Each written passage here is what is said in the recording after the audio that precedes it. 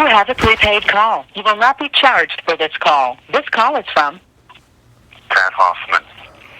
an inmate at Washington State Penitentiary. This call will be recorded and monitored. If you wish to block any future calls of this nature, dial 7 now. To accept this call, press 5 now. To decline this call, hang up. Thank you. Good morning. Good morning. Good morning, Mr. Hoffman.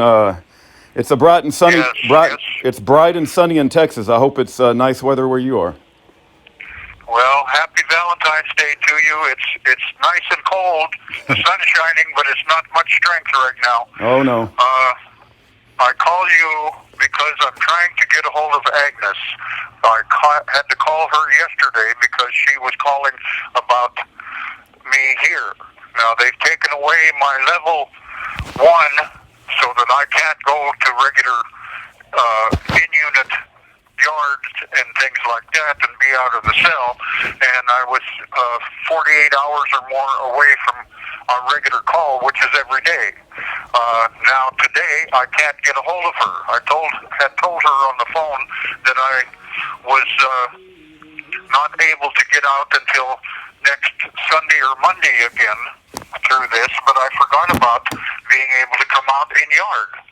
So I've been trying to get a hold of her since it's Valentine's Day and it's 6 o'clock, and I've got 30 calls into her now and haven't gotten anywhere. And I don't know if it's the system here is causing a problem or the system there is causing a problem or what. But I wish you would send her an email. I'm going to be out here until around 10 o'clock here, and 10 o'clock would be the last time that I could call her. It's 9:22 now, and that means it's 6:22 where she's at. And I don't know if her phone is having a problem or what, but if you'd send her an email and have her check her equipment, I appreciate it.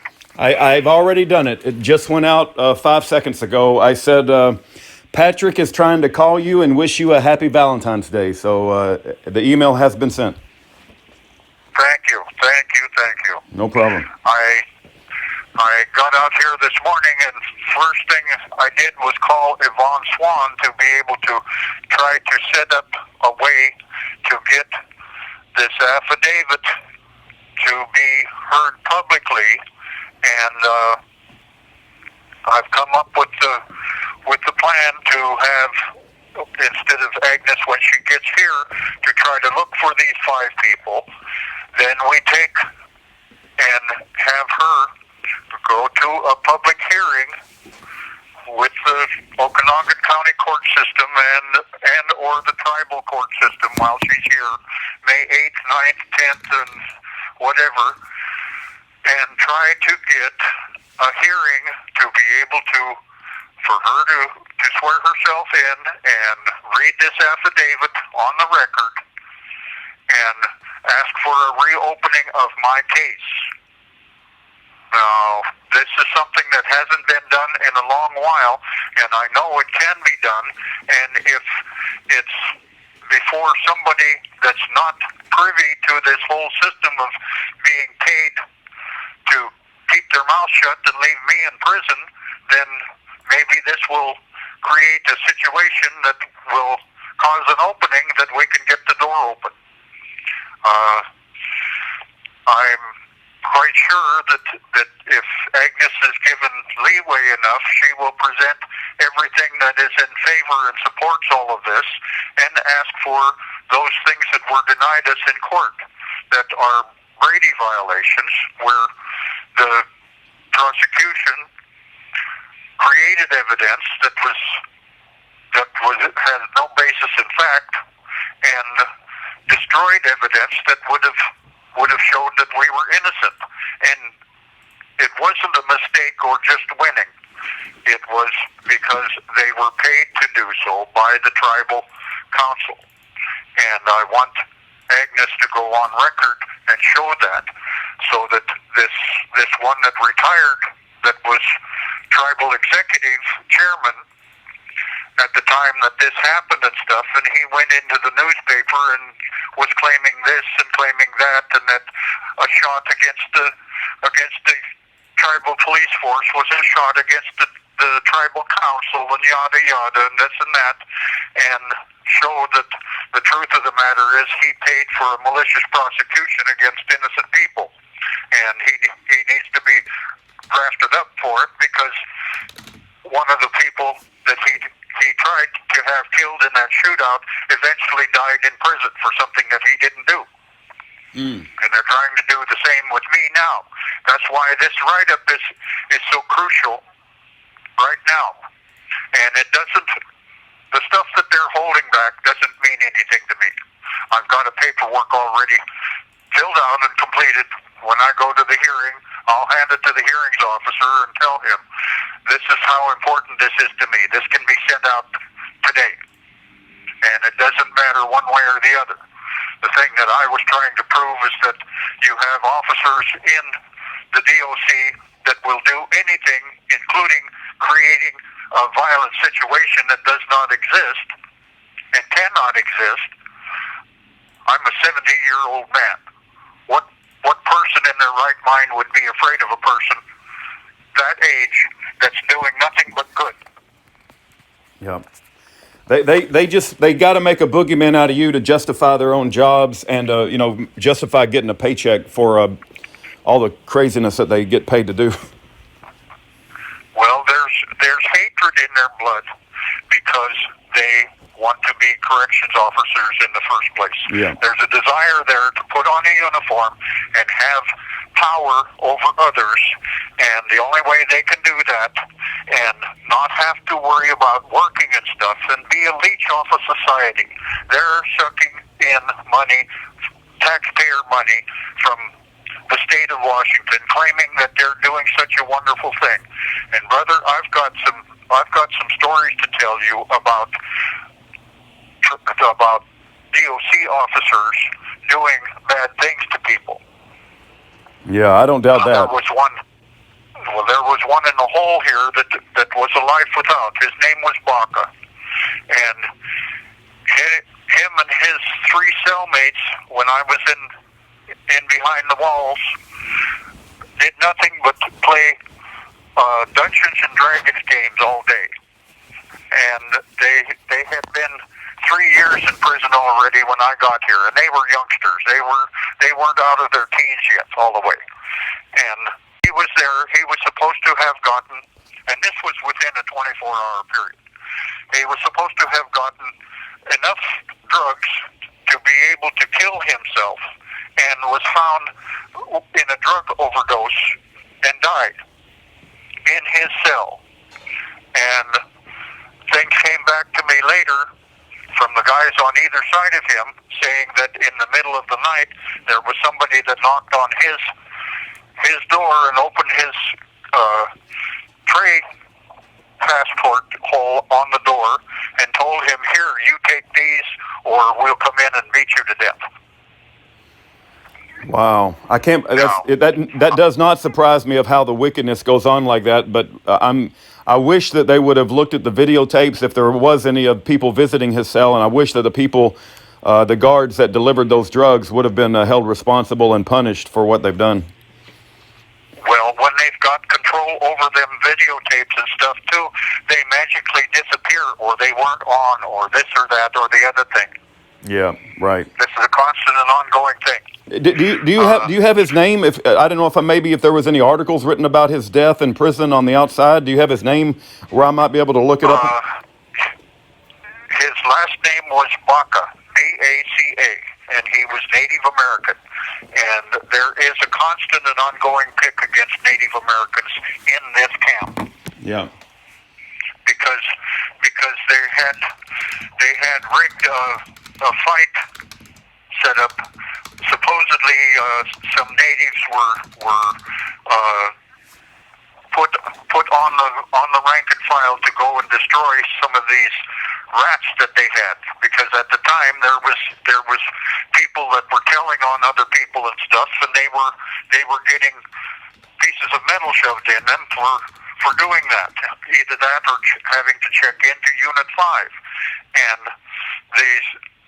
they had specified a couple of people, and the other officers had told these officers at the chow hall not to search these two natives because they were on a mission. Instead of that, one of the officers disregarded that, and the sergeant who was over him right there tried to tell him to leave things be and not bother these two, and it came out in the search that one of them had a shank. Well, they didn't get a hold of the shank, and the shank went into the sergeant. Well, it led to an all-out riot here in '79, and the whole Unit 8, I believe, and another unit, might have been 7 too, had to spend all of the summer months up until late September camped out in the yard over this. Because there was this and that going on, and they were trying to either bring up evidence or manufacture evidence or both, and it led to a series of riots where people got killed here. And they wanted to blame it on all of the natives because the natives did this and the natives did that. And I come into this environment with that. And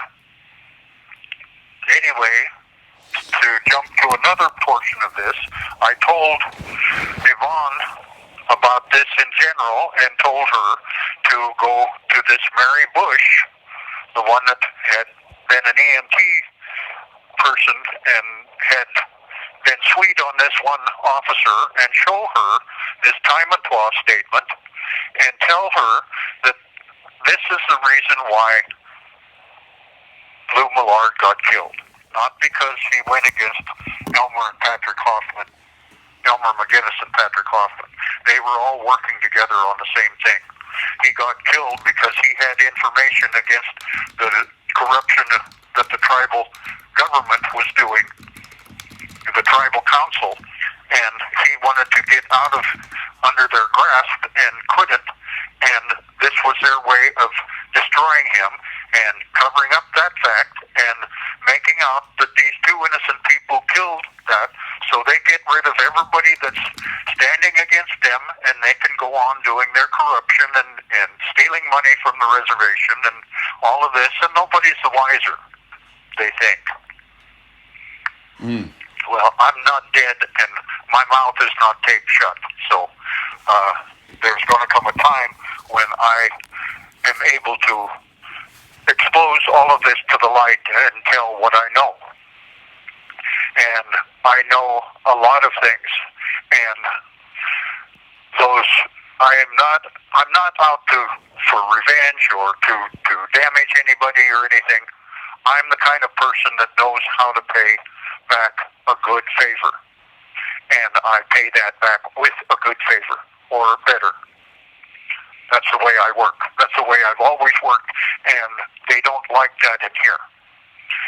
They don't like the fact that I'm an old Indian and that I've gone through all of the suffering that they could possibly think up and try to perform against me, and it hasn't worked. It hasn't changed me. I still teach people that don't know how to create things with their mind and with their hands and stuff, how to do that and to experience the wonder of making something with your own hands, the experience of creativity. And that's something that cannot be taken away from them with any of their damn rules. And they've got 826 or more infractionary rules in here. More laws than there are in the books in the state of Washington. And we're supposed to live under that. And it doesn't matter. In the middle of the night, they can come and roust you out for nothing and do whatever they want to with you. Make you pee in a bottle. While you were talking, I found an article. The title of the article is "Jails in Oregon and Washington Have High Prisoner Death Rates," and it was only put out in September of last year. But it's all kinds of information about prisoner death rates in the Washington penal system, and I can't find anything about BACA specifically, but I'll keep looking. But it doesn't appear that they put out a lot of. What I found, Patrick, is that when prisoners die in prison, there's very little written about that on the outside. They try to cover it up and hide it. So, you know. Of course there it is, because they're responsible for it. Yeah. This is in an environment where the DOC is responsible. They're the ones that are in authority. And whether it's another prisoner killing another prisoner or not, they're still in authority. So they're responsible for the death no matter what. It's their duty to see that this is a safe environment. And instead of that, you have officers that are sending in cell phones and sending in drugs and getting implements of death handed here and handed there. And then when they get caught, they made me do it because they threatened my family. I had to do it. And they get drug off and put in another position in another institution, and their record is wiped clean and stuff, and none of that shows. Right. That's how it works. Right. That's how it works. Anyway, happy Valentine's Day. I wish I had better things to show you. Yeah, I know. I I had better things to talk about. I understand. I'm just happy that you're maintaining your sanity after all you've been through. 33 years. I've lost count, but I know it's around there. It's just a long time to be in prison as an innocent man, and I look forward to the day when we hear a mighty miracle that you've got a pardon or somebody has signed a piece of paper that's going to set you free and you can walk out of there. Well, we're working on that, and I think I've got the way to do it. Because once this is entered into a hearing, it becomes a legal document then, and it can't be put down as anything else because it was heard by a judge and it was accepted into the record. And once it's accepted into a record, it can't be destroyed because of a prosecutor saying this or that about it, because it's taken for its face value.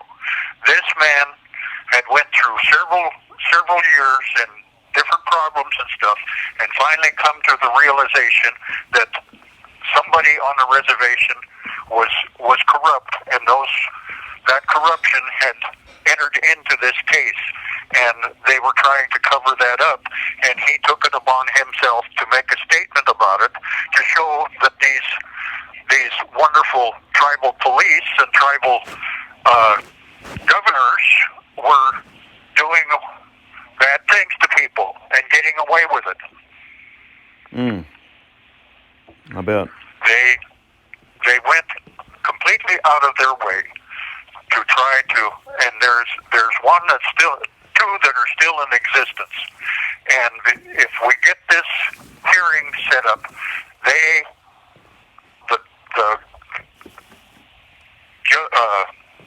the judicial systems on the reservation in Okanagan County will have to call these two people to a hearing and have them make a statement about what they have done in this. And them not knowing what is said in this affidavit, they will claim that this and that and the other thing and stuff, and it will be shown to be a lie by the statement that this person has made, because he went to them and told them about seeing the police officers shoot each other, and they both claimed, yeah, well, we know that, but there's nothing we can do about it. If we go to the authorities about it, we'll lose our jobs. Well, what's more important? Yeah, right. Losing a job or putting innocent people in prison. You know, I hear so often when I talk about lawyers or guards within the Bureau of Prisons that you have 60 seconds remaining. People will tell me, well, they're just doing their job. And I'm like, that's not going to work on Judgment Day when you stand before the Creator. He's not going to allow I was just doing my job to be an excuse for the evilness that they did. Well, and you can put a uniform on a leech, but the leech is still a leech. Amen. Amen to that. I sent a message. I sent a message to Agnes. She hadn't responded yet, but I did send it to her. So I hope she gets to the phone soon. God bless you, Patrick. We are praying for you. You have 30 seconds remaining. Bye-bye for now. Bye-bye for now. Bye-bye. Take Take care of you. Okay, you too.